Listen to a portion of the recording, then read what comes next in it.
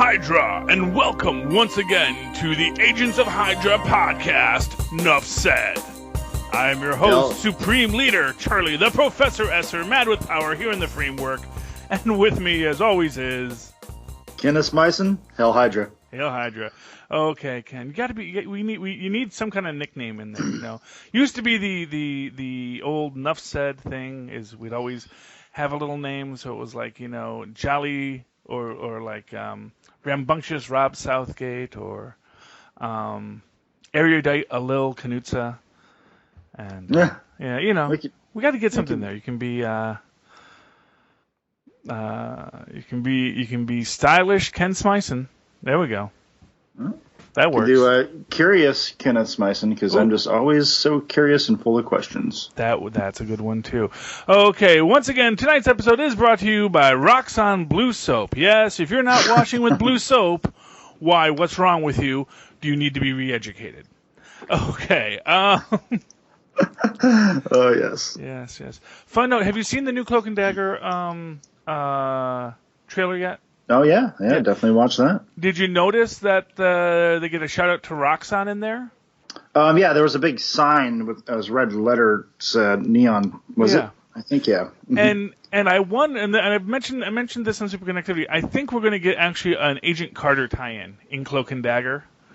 Okay. Because you got to remember that Agent Carter was dealing with Zero Matter, which is the Dark Force, which is what powers both Cloak and Blackout, who we've already seen in Agents of S.H.I.E.L.D. for a season. So, yeah, there is a lot of that Dark Force energy out there.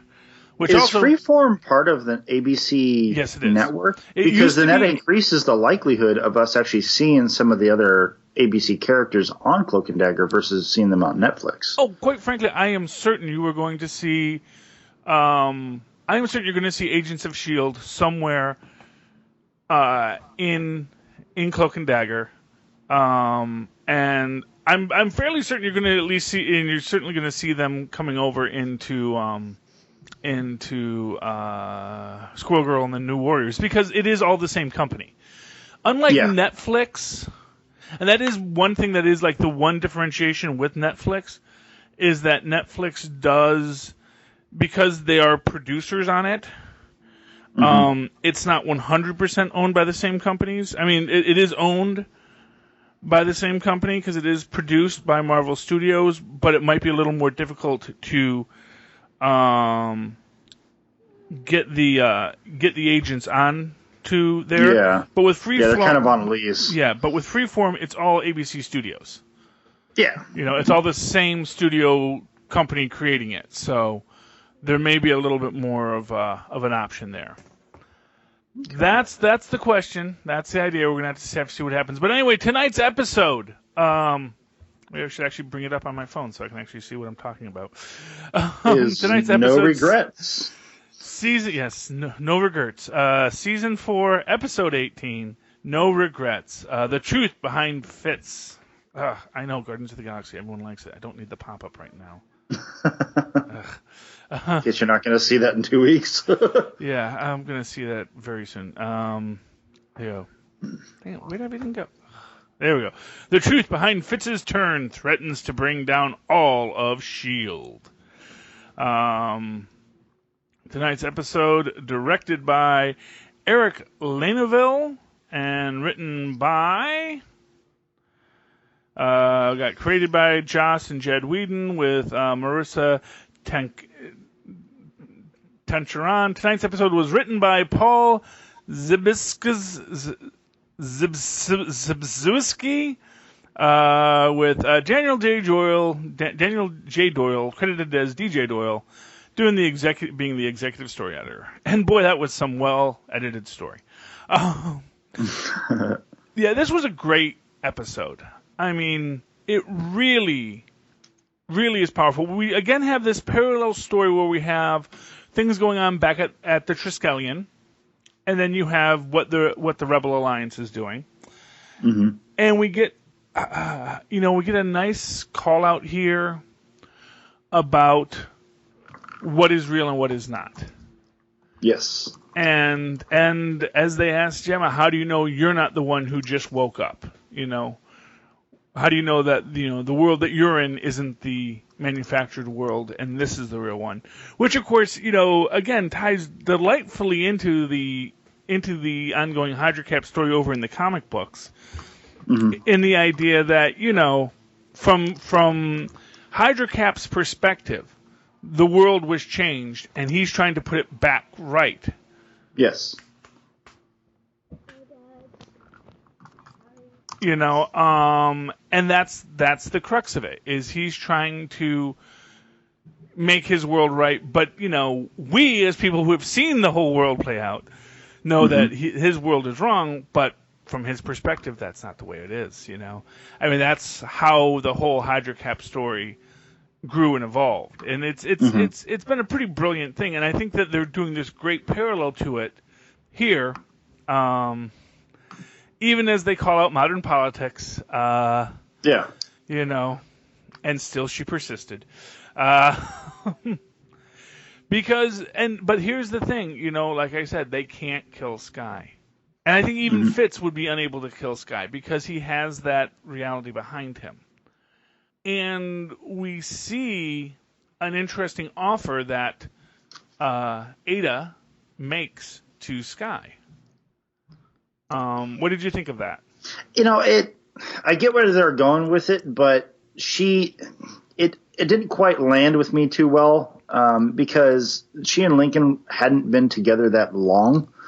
And it's not like, she's giving her, it would have been better for me if she had given her dad, I can't blanking on his name, but, Calvin Zabo. Yeah. Or Calvin Johnson. And mm-hmm, it would have been better for that to have happened. Like, hey, you and your dad can live in peace. I mean, and why not? The reason her mom went villain was because she was shredded by Dr. Whitehall back in the mm-hmm. 50s or 60s. So it would have been better for that. Something like that would have had more weight. So I did the Lincoln connection. While I understand why they did it, to me just didn't resonate too well, but still, it was good to see her faced with something like that. Yeah, I mean, I think one thing we can all say is that Agents of S.H.I.E.L.D. really wants to make Lazy, which is Lincoln and Daisy, Lazy happen, and you know what? Lazy isn't happening. Lazy is the fetch is the fetch of mm-hmm. of Agents of S.H.I.E.L.D. Stop trying to make it happen. But yeah, I mean, it's it is a thing. Although as a concept that she had this one true love, but there's actually something very important that's revealed when she says, "I can bring Lincoln back," because according to the records, Lincoln is dead in this universe. Yeah. But what she's saying is, I can bring anyone back, which again is going, because I think they're going to offer to Radcliffe to bring Agnes back.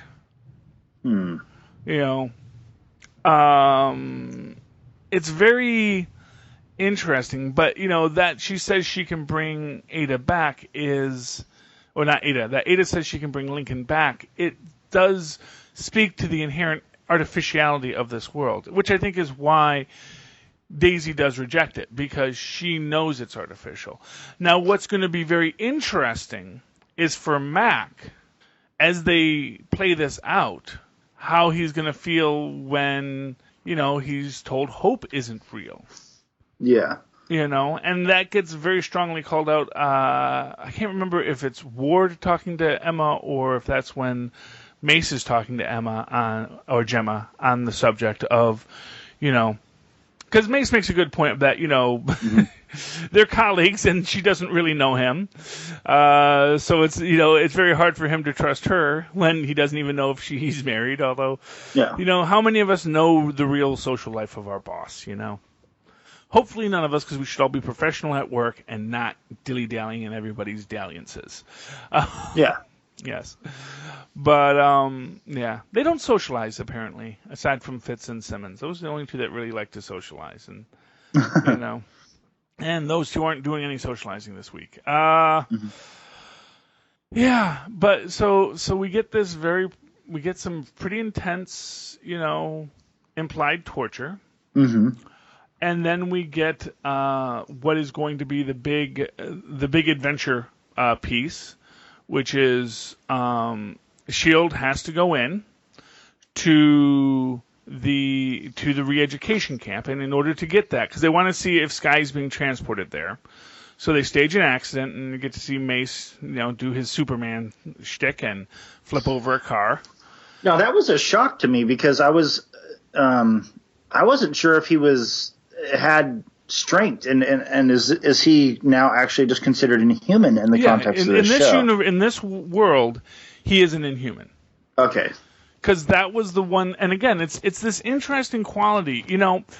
What I think is a neat point in this is that Ada doesn't care that Hydra is running the world. She puts herself in charge of it, but quite frankly, if it had been a world where S.H.I.E.L.D. was in charge, she'd be the director of S.H.I.E.L.D., Yeah. I mean, that's the truth of it.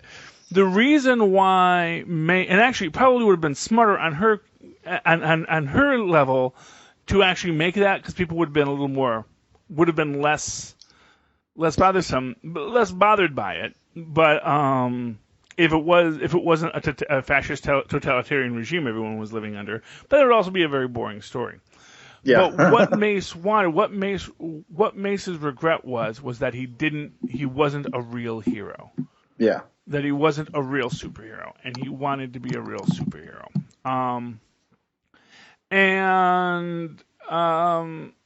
Also a little disappointing that now that we have gotten Mace's origin story, at least in this universe, to find out that he isn't a 1940s hero. Even though Mace is a 1940s hero, that he has a completely redone origin here. So, yeah, and that's because the real Jeffrey Mace, he was the Patriot, he was a reporter, he, fell in love with Betsy Ross after he became Captain America, and that's actually a pretty cool story. They're not doing that here. I think they don't want to confuse some things. I think that's why we're not getting justice in New Warriors, because I think Phil and I were discussing this, that we think that Major Victory, who is a future version of Vance Astrovik from an alternate universe, is going to be showing up in what do you call it, in Guardians of the Galaxy, possibly with Captain America's shield. Fingers crossed. Probably awesome. In like a post-credit scene, but that's probably why they couldn't put Justice into the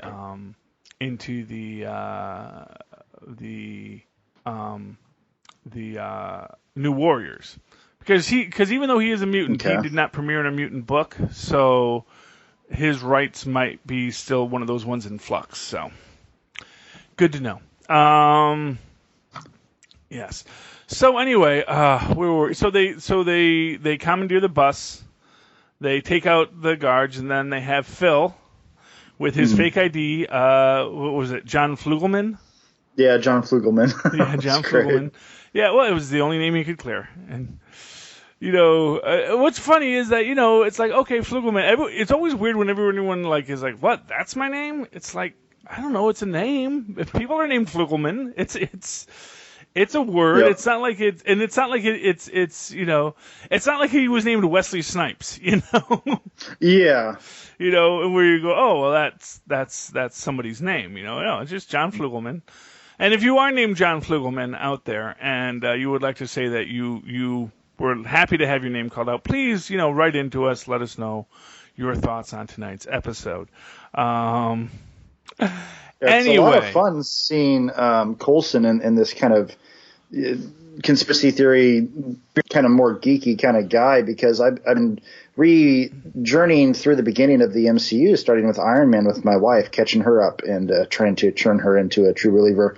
And his Coulson he's definitely channeling his early Coulson from Iron Man 1 and Iron Man 2 here. Yeah, definitely. I really felt that Coulson in Iron Man 1, especially, that's like the first thing I said when he shows up in this. Is like, oh, he's gone back to his default. He's gone back to who he was in that first Iron Man, where he is so much a little more awkward. He's much more the bureaucrat, Yeah. Because it's important to remember. I mean, Coulson became, the Coulson we know became the BA that we know Really, mostly because of the DVD short. A funny thing happened on the way to New Mexico. Yes, yes. Because that's where we see him just start doing all spy stuff. Wire fighting and the like. Prior to that, he had always been just a guy. He had been a communication specialist. That was his shtick, and he was a guy who liaised with the superheroes. Now, as an interesting point in all that, it's established, at least in the comic books, that even Victoria Hand, who was an accountant, was also a capable field agent, because they're supposed to train you up on all aspects of it before you get to even be, in the lab. So even being in the lab, you've got to be able to, karate chop your way out when Hydra shows up. So. Oh yeah. But Victoria Hand actually started as an accountant, and that's how she got her start. But she could throw down with the rest of them. Shield trained. Okay, poor Victoria Hand. She's who I want to see back. She's who I want to come out of the framework. She was a short-lived character, and it's sad to say, but it would have been awesome to see Bill Paxton's Garrett come back. But, I think Bill Paxton was supposed to come back, because if you'll recall, the first episode was actually dedicated to Bill Paxton. Oh, of this current arc. Yeah, I believe the 2 episodes ago, the coda on the credits was, to the loving memory of Bill Paxton. Now, it could have been that they just put that on there because he had just passed away, but I think they might have wanted him to be in it, but it just didn't work out. Which is sad, But I mean, he is one with the framework now. No. Okay.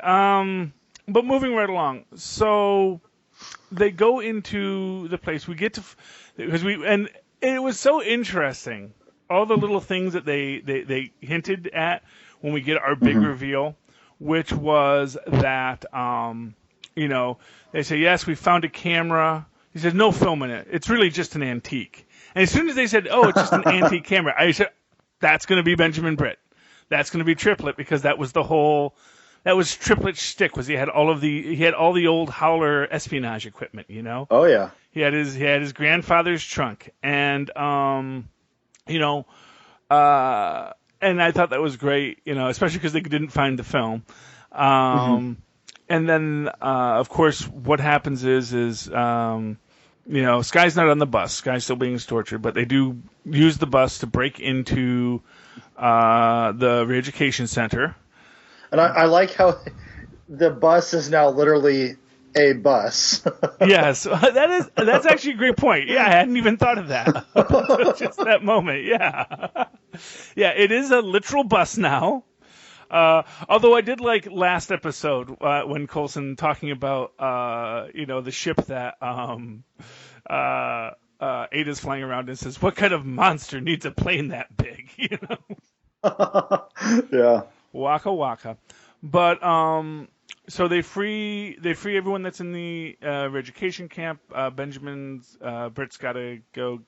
Triplet has to go get his boots, because that's where he hid the film. Which is good. And then while they're trying to get out, Coulson sees the young man from the previous, the kid who was pulled out of his class. He sees that kid being taken into the re-education center. And of course, they bust in and they see the whole Clockwork Orange scene with the Faustus method of re-education.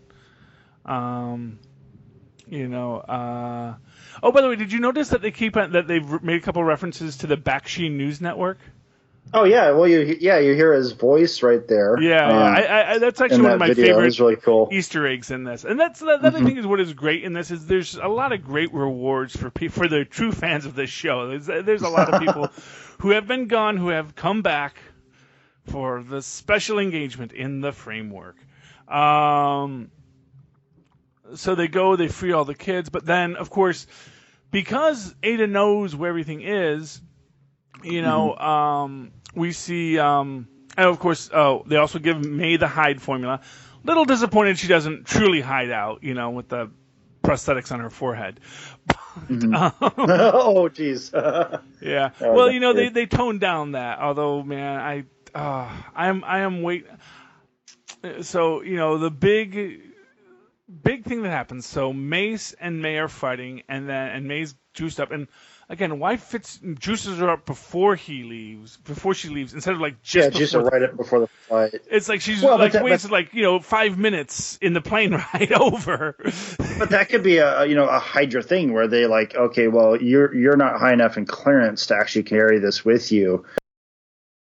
Ophelia, Ada. Yes. So, yeah. Anyway. Now, did you know Ming-Na had broke her leg, and so that's why some of the stunt double action in that sequence looked a little. Oh, I did not notice that. Hope she's okay. Yeah, but she broke her leg in the scene, or she just broke her leg. I think it was a prior accident. Oh, okay. Yeah. Well, something. Yeah. I mean that happens, and it's great. I mean, honestly, see, that's why I only watch on standard definition television, because you don't see anything wrong when you watch on a standard definition television. Everything looks glorious, just like it did in the day.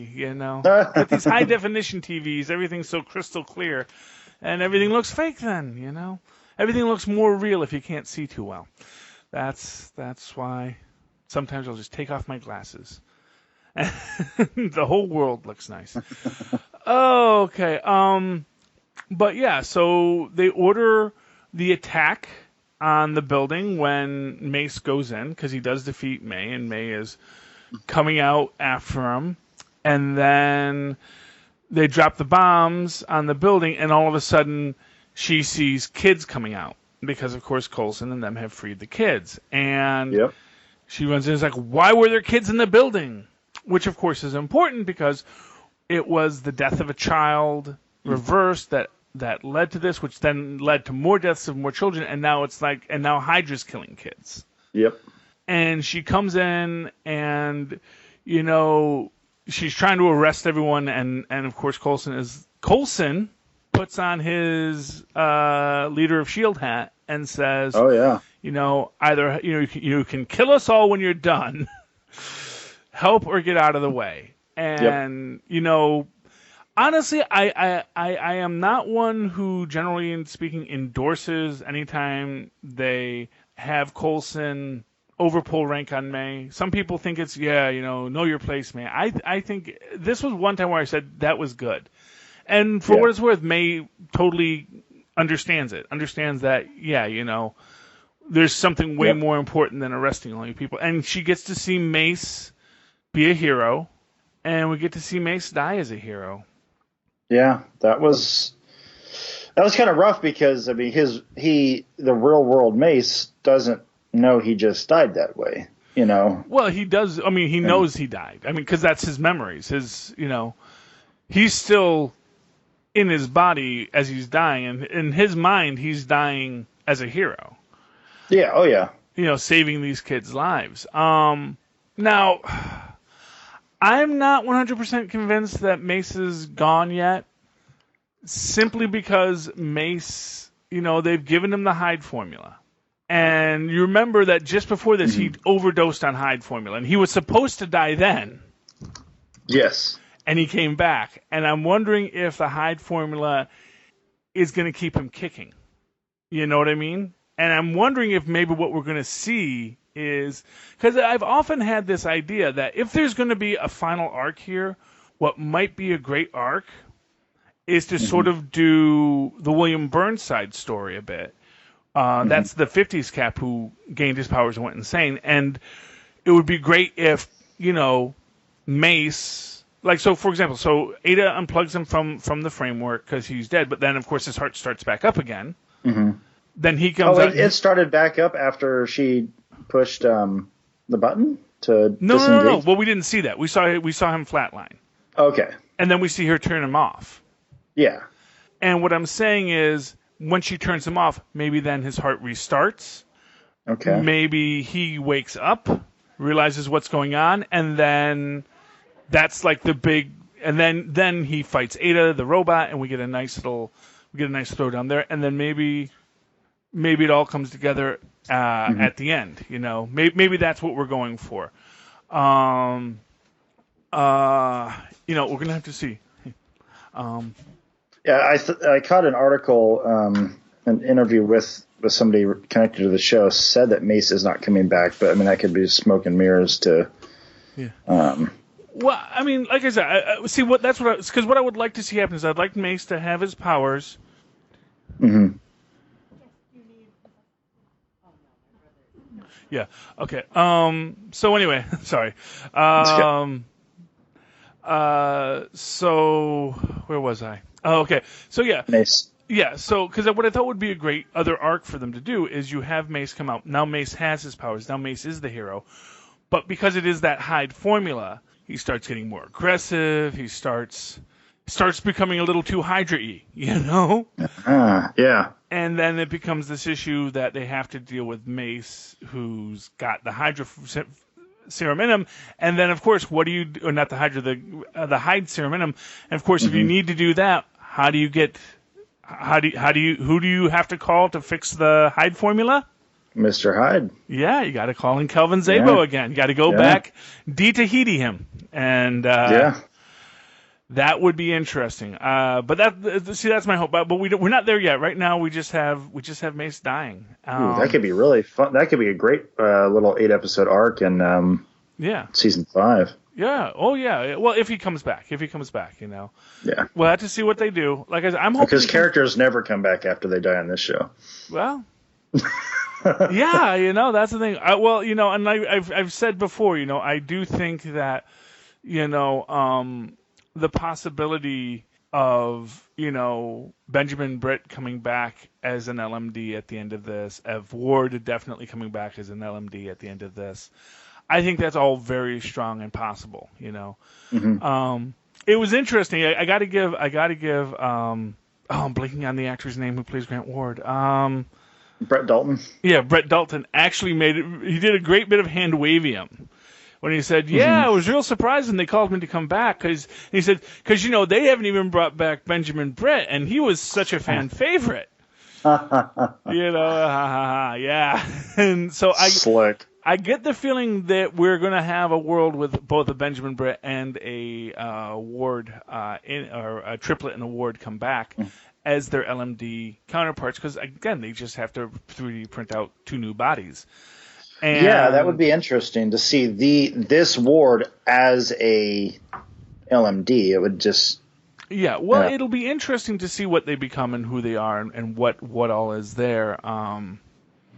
It's going to be interesting, whatever they do with it. But I don't think we've seen the last of any of these guys. I think that now because I don't think they're going to unplug the framework when they're done. I think that the framework is going to have to keep on running because there are people alive in it, Yes.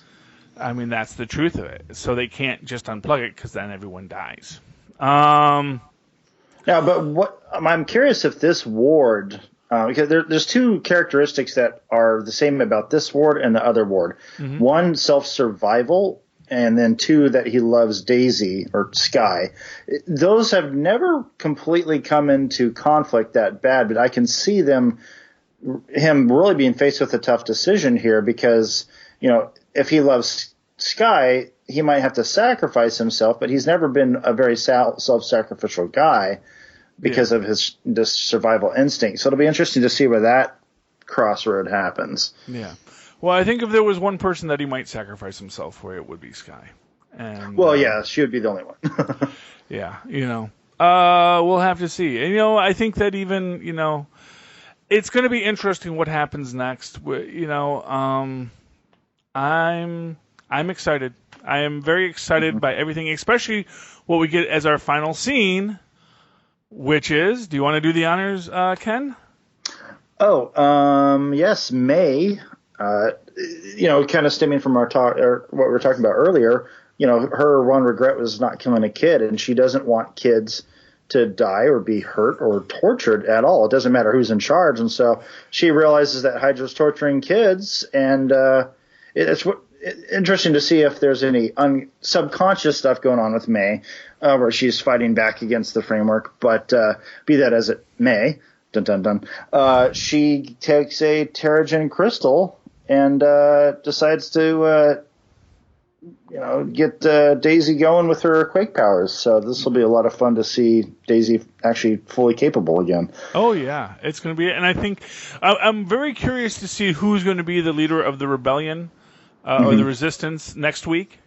Because is everyone going to just fall behind Phil? Is Daisy going to take the lead? And how will that affect the future agents of S.H.I.E.L.D. when they come out of the framework, if the chain of command has been shifted again, especially if Mace is because if Mace is dead, then we need a new director. Yep. And would it be Daisy? Would it be Phil?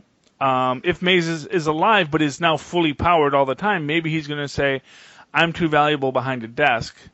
I want to be Field," Which of course again feeds into just nice that William Burnside story of Captain America goes crazy, especially if he starts like getting uber patriotic and maybe starts adding the red, white, and blue to his suit. Yeah.